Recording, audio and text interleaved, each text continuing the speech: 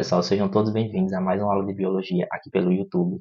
Lembrando que se você ainda não se inscreveu nesse canal, se inscreva, tá certo? Curta esse vídeo e clique no sininho para receber todas as notificações quando chegarem vídeos novos. Na nossa aula de hoje, a gente vai falar, né? A gente vai continuar discutindo os animais e a gente vai falar sobre um grupo bem interessante que são os anelídeos, tá? Então, os anelídeos, pessoal, eles são vermes que a principal característica deles, né, é que eles possuem um corpo com anéis, né, um corpo anelado. E aí é isso, né, que dá o nome ao filo, anelídeos. A gente já viu, né, os vermes de corpo chato, né, os platelmintos, os vermes de corpo cilíndrico, né, os nemátodas, por exemplo, a lombriga, né, é um nemátodo, e hoje a gente vai ver os anelídeos, né. Então, exemplos de anelídeos, a gente tem, por exemplo, né, a minhoca é o anelídeo mais famoso, né, mais conhecido. Temos também as sanguessugas, né, que são aí ectoparasitas, né, sugam sangue, é bem interessante também. E a gente tem também um terceiro, né, que não é muito conhecido, não é muito famoso, mas também faz parte desse grupo, que são os poliquetas, né. A gente tem poliquetas que se locomovem, né, eles são vermezinhos que se locomovem, são chamados de poliquetas errantes. E temos também uns que são fixos, né, ficam sésseis, que são os poliquetas tubícolas, tá, como a gente está vendo aqui nessa figura. Então, vamos falar um pouquinho, né, desse grupo hoje. Então, o filoanélida, né, ele é formado por esses animais que possuem o corpo anelado, né, então são vermes de corpo anelado.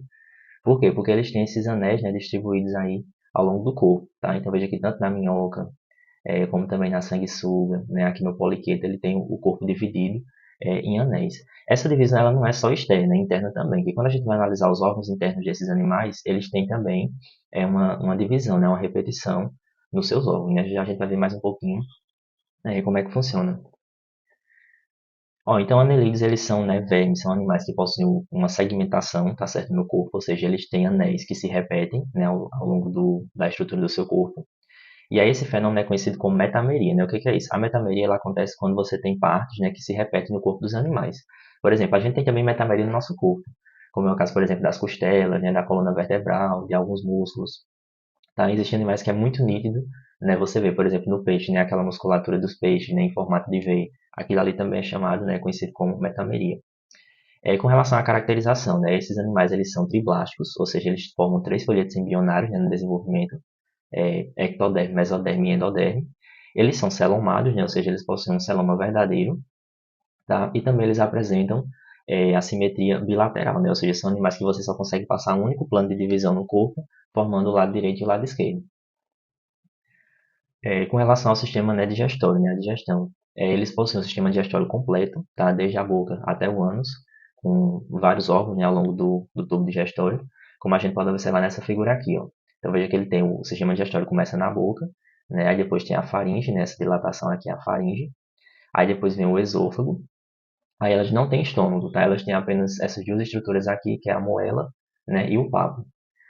E aí depois vem o intestino, né? A maior parte é intestino, e lá no final termina com a abertura que é o ânus. Tá? Então esse aqui é o sistema digestório dos anelídeos. Lembrando que ele é completo. Por quê? Porque ele tem tanto a boca como também o ânus. Com relação ao sistema circulatório, né? Esses animais eles têm um sistema circulatório fechado, ou seja, eles têm é, corações, né, e vasos sanguíneos que fecham todo um circuito, então o sangue dele não sai desse circuito fechado. Tá? Então por isso que o nome é sistema circulatório fechado.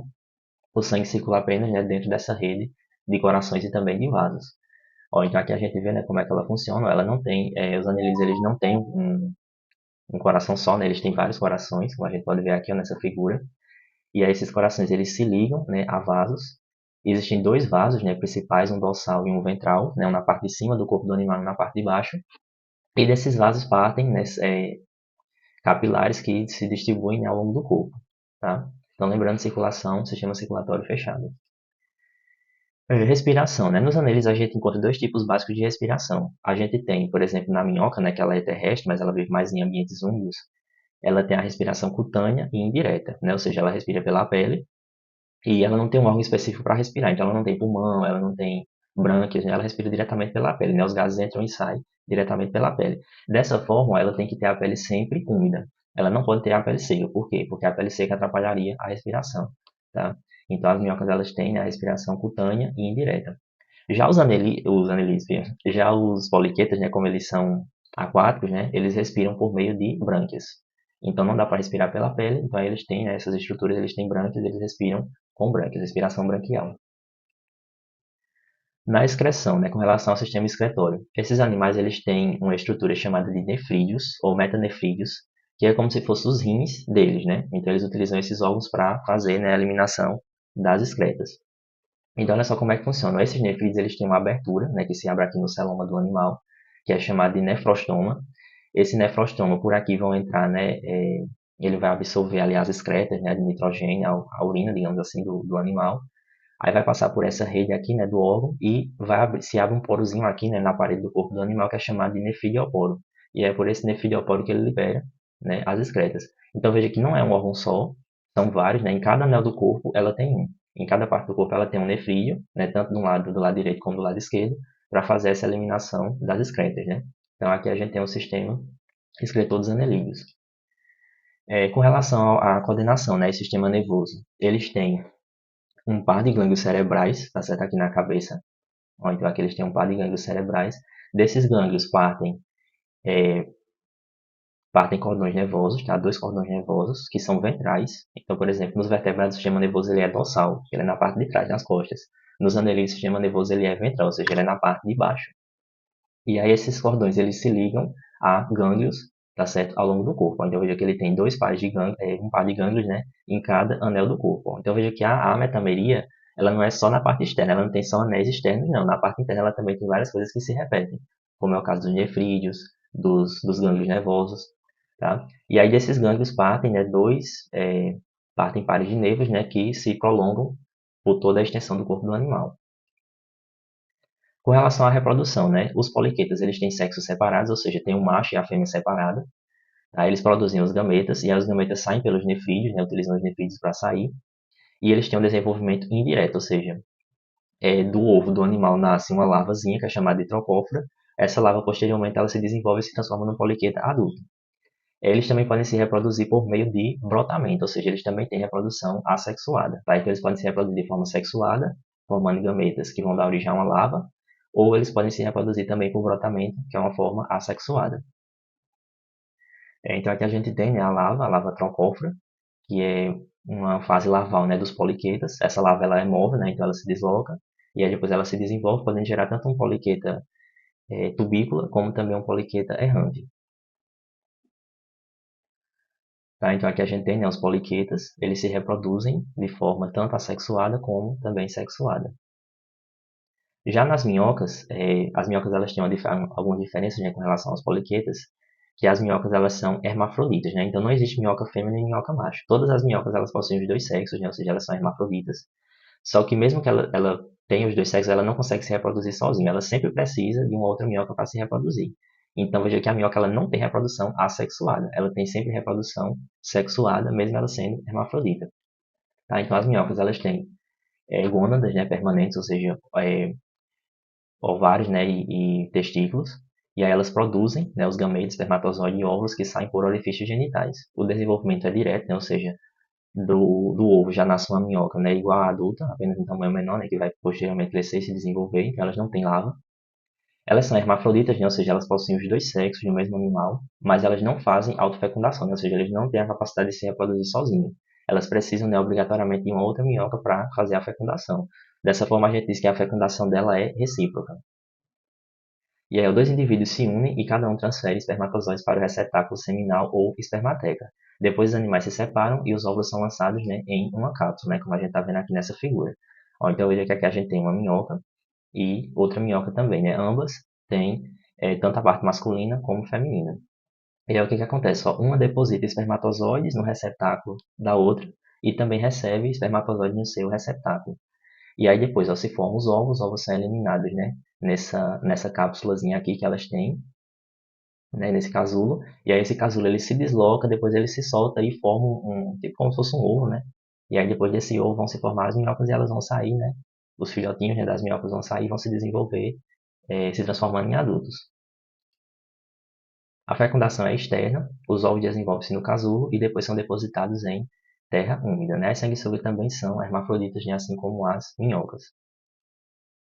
Então aqui a gente está vendo, né, uma figura de, vou voltar aqui, né, de duas minhocas se reproduzindo. Veja que mesmo elas sendo, né, hermafroditas, elas têm os dois sexos, a parte masculina e feminina, elas não conseguem se reproduzir sozinhas, elas precisam sempre de uma outra minhoca para poder se reproduzir, tá? Então a gente diz que essa fecundação ela é uma fecundação mútua.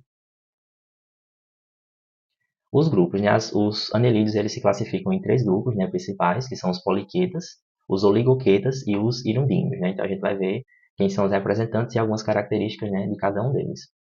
Então os poliquetas eles são, né, como o próprio nome diz, os poliquetos, né, representados pelos poliquetos. Alguns têm respiração cutânea, mas a maioria respira por brânquias, né? A gente tem, por exemplo, o palolo, né, que ele é um poliqueta errante, aliás, tubícola, que ele fica, né, por exemplo, nos recifes de corais. A gente tem esse aqui, ó, que são poliquetas errantes, né? Então esses aqui eles têm pezinhos, né? Eles conseguem se locomover, eles não ficam parados, né? Bem parecido até com a minhoca. A gente tem também os oligoquetas. Os oligoquetas são representados pela minhoca, né? Mas também tem outros, como por exemplo o minhocossu, que ele é bem, né, maior, ele tem um tamanho maior. Então a maioria é terrestre, tá? Mas elas precisam de um ambiente úmido, eles não podem ficar em ambientes secos. Em ambientes secos o animal acaba morrendo. Podem medir de 5 a 10 centímetros, né? A maioria. Só que, por exemplo, o minhocossu ele é bem grande, ele pode atingir até 2 metros de comprimento, que é esse aqui, ó, que esse homem está segurando aqui na figura. O minhocossu ele é inclusive utilizado, né, na alimentação e normalmente ele fica dentro de árvores, né, de troncos de árvores, por exemplo. Eles não têm cabeça diferenciada, né, nem parapódios, como tem, por exemplo, nos poliquetas. A respiração é cutânea, tem o clitelo, né? O clitelo é esse anel aqui que eles têm no corpo, que é um casulo, né, basicamente, que é utilizado para a reprodução. E elas são importantes para a fertilização do solo, pois aumentam a aeração com seus túneis e também produzem humus, né? Então as fezes de minhoca são utilizadas para adubação, né, do solo. E por último a gente tem os hirundíneos, que são representados pelas sanguessugas, né? As sanguessugas elas vivem na água doce, né? São ectoparasitas. Então as sanguessugas elas furam, né, um buraquinho na pele de animais e ficam ali sugando sangue. Podem medir de 1 a 30 centímetros, tem respiração cutânea também, né, assim como as minhocas. Não tem cerdas, não tem nenhum tipo de cerdas no corpo. E tem duas ventosas, né? Uma que ela usa para fixação e outra que ela usa para fazer, né, sugar o sangue. Tá? Então era somente isso, né, na nossa aula de hoje. A gente termina por aqui. E até a próxima aula, né, onde a gente vai falar sobre moluscos. Tchau!